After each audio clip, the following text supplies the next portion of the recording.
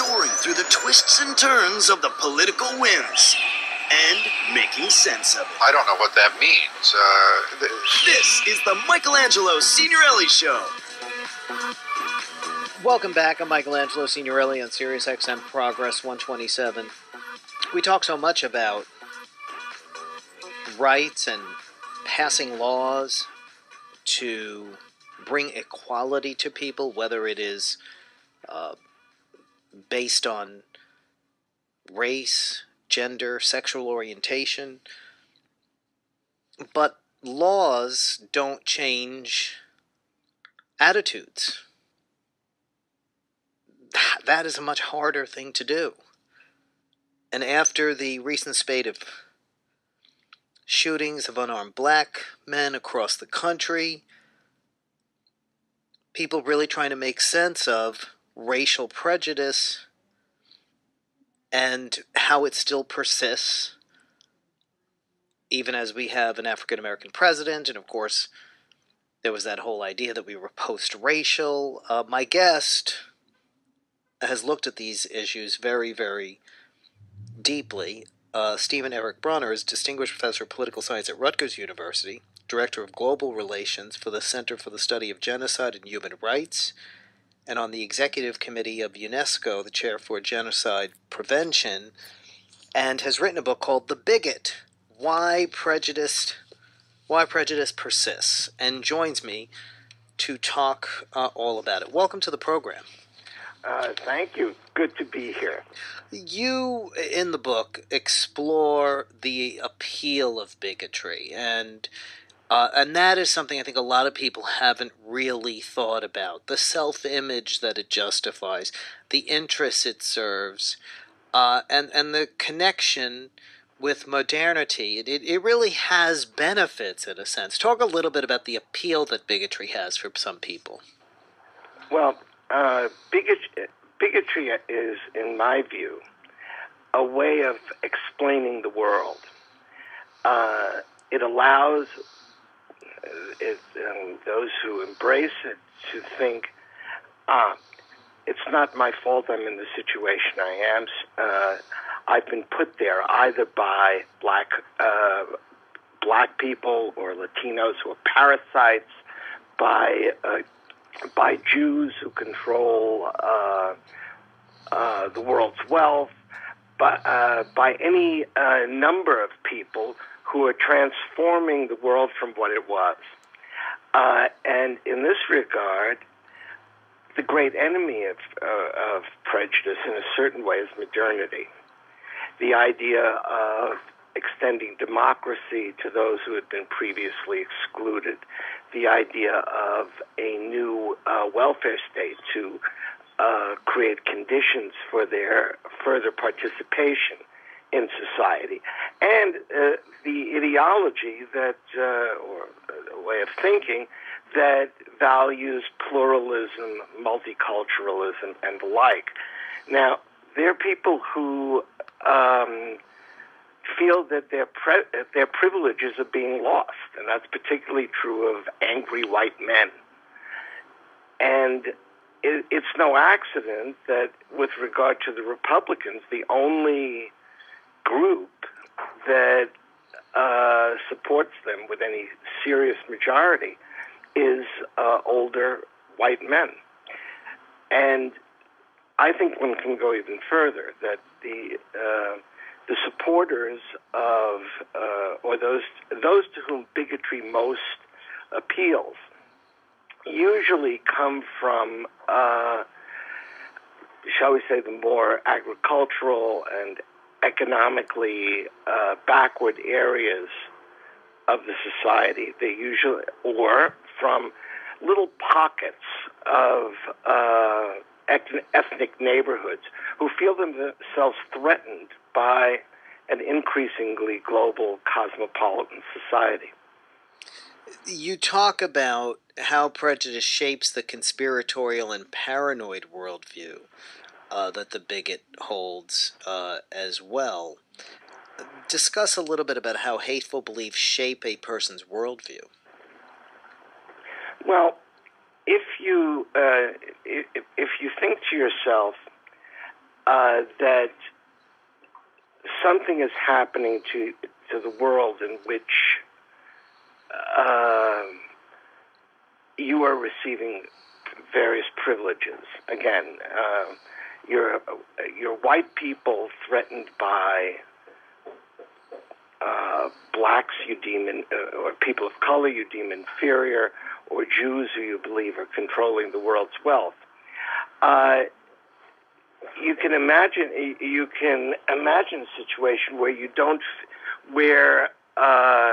very easily, where you don't have any responsibility for what's happening to you.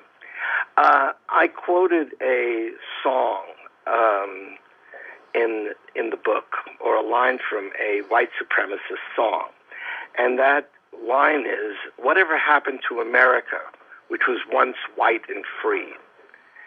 And I think that sort of says it. These groups threatened by modernity imagine a community that is something like out of Leave It to Beaver, or Father Knows Best, or Happy Days.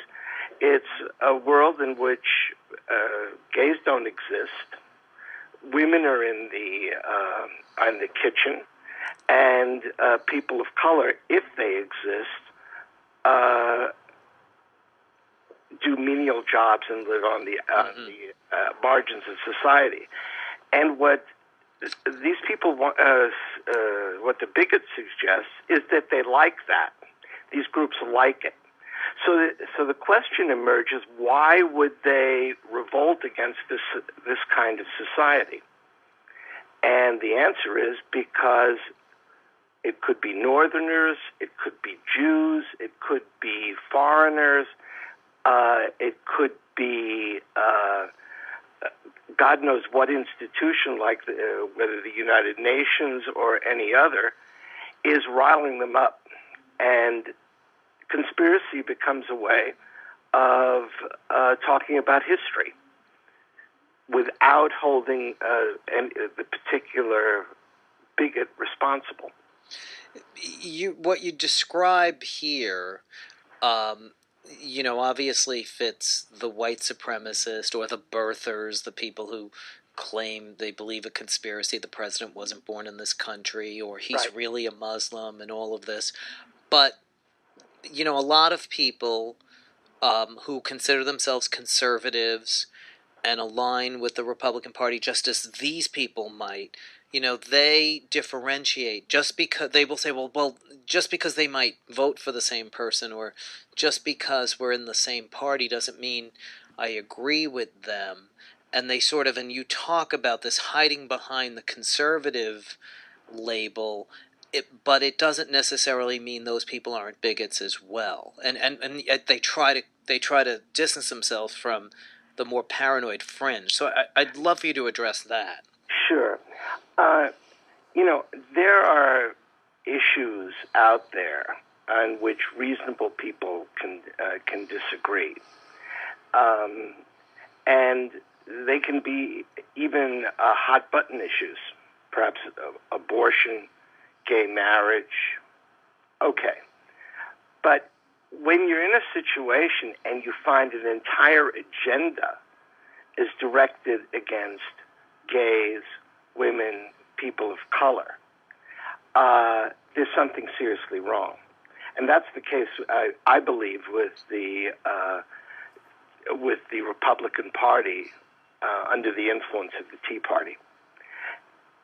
It's not just this or that policy issue, but an entire agenda which I think wishes to take the country in a reactionary direction, and which works concretely against the interests of people of color, gays, and women. It's easy to list those policies. Now, the conservative can say, well, look here, I don't feel myself a bigot. I support these policies because I think they're rational. Or I'm trying to preserve liberty, or I'm trying to preserve capitalism, or I'm trying to preserve any number of inherited institutions or beliefs. But I think we spend too much time on how people feel and not enough time in dealing with what they do. And I think that's particularly the case with regard to prejudice and bigotry. Yeah, and just to throw in there, I mean, the person who says, "Oh, I don't even agree with these people," but has no problem being in the same camp with them, and Yeah. you know, that still seems to me to be There's bigotry. a famous there's a character that Jean-Paul Sartre once depicted in one of his novels, and he said, in order not to be like everyone else,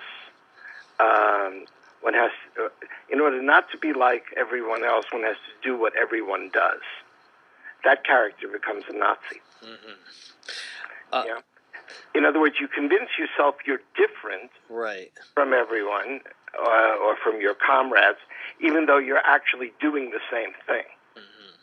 It's a great rationalization for bigotry and also for a kind of elitism. The book is The Bigot, Why Prejudice Persists. The author, Stephen Eric Bronner, is my guest. I'm Michelangelo Signorile on Sirius XM Progress 127.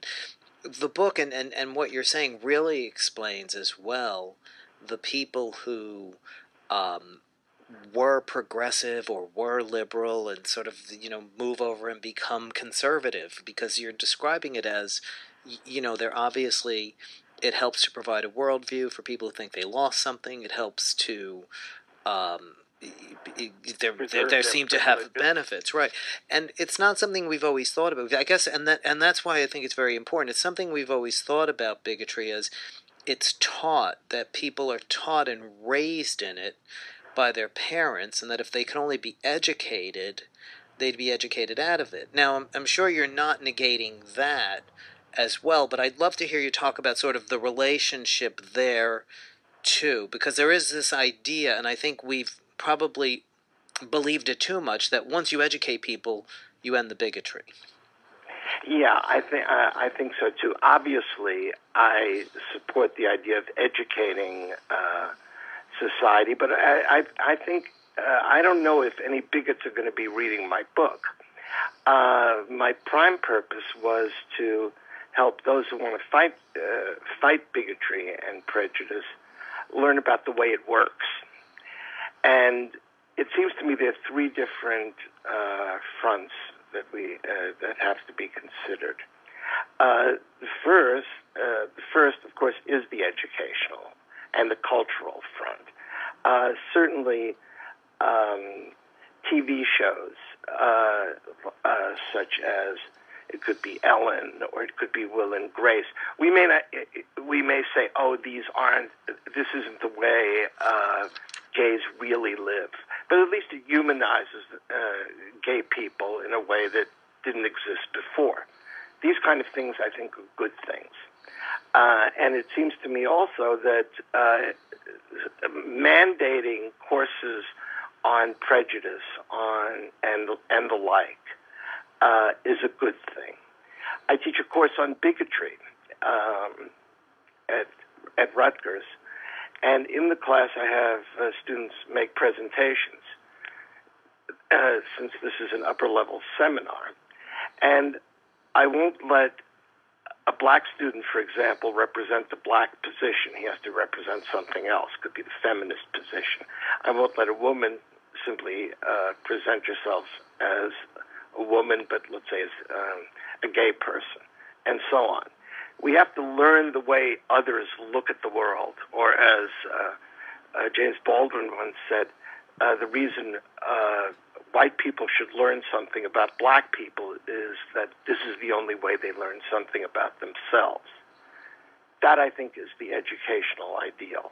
We have to learn the way other people understand us. The second thing is political. And we've taken, I think, the gains of the civil rights movement and the like for granted, forgetting about the fact that these gains can be rolled back relatively quickly. the Republican Party's attack on voting rights is a perfect example of this. The Republican Party's also attack on women's health clinics and the like lead to the third thing. I think we have to talk about the socioeconomic conditions for participation in society for previously excluded groups. And so we have three things happening at once: the economic fight for equality, the political fight for democracy, and the cultural fight for a cosmopolitan secular worldview.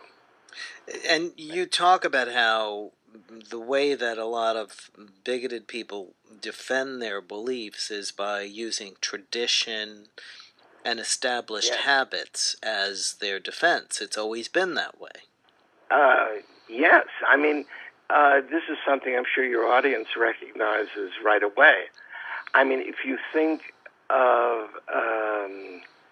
well, for example, in the South there was an attempt to raise a monument, I think it was in Georgia, for Nathan Forrest, who founded the Ku Klux Klan. Critics, of course, went crazy, and the response was, "Well, what do you want? The Ku Klux Klan's part of our tradition." Or if you think of or the Confederate flag, right? We can think of the Confederate flag, or we can think of the attack on gay marriage. I think that one of the things we have to recognize, actually the two elements to this, the first is that it's illegitimate to support tradition simply because it exists. Because within tradition is usually some form of racism or prejudice. It's usually intermixed. So we have to. Tradition has to be judged in a critical way. The second thing is, I think when tradition is not judged in a critical way, it becomes very, very easy to manipulate for the bigot's purposes. Right. If that makes sense. Yeah, because tradition is then respected, and that means, well, it excuses. It excuses, exactly. Tradition becomes the excuse for acting in such a way that illegitimate privileges are preserved. Another method employed to stop social progress is marginalization. You talk about. Talk a little bit about denying minority groups' existence, or minimizing their struggle, and how that's had an impact.